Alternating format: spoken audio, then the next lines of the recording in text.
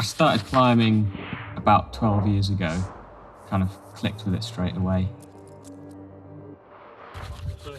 So it was on a school trip that I kind of did it for the first time memorably, and the instructor there said, like, if you enjoyed it, then go and find a local wall.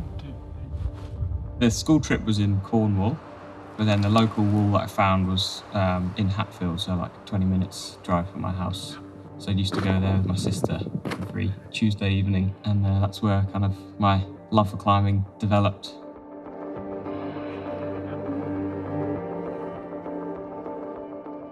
The thing I love about climbing that makes you want to keep going is it's quite easy to see progression, but even just like one specific climb, you can work on specific moves within that climb, come back next session and do the whole thing. It's a real sense of kind of achievement.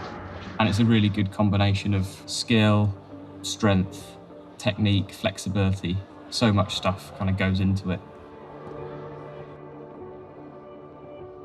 The climb that we were trying was called Not to Be Taken Away.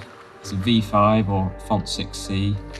It's like an angled rail going up the face of the huge isolated block in a really picturesque spot, kind of, right in the middle of Stanage.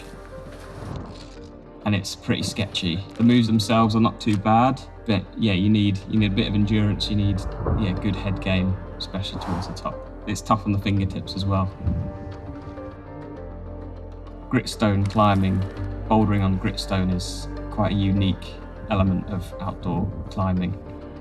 And it's really cool to kind of be climbing where the pioneers were climbing and to be part of the heritage. So it's a really cool place.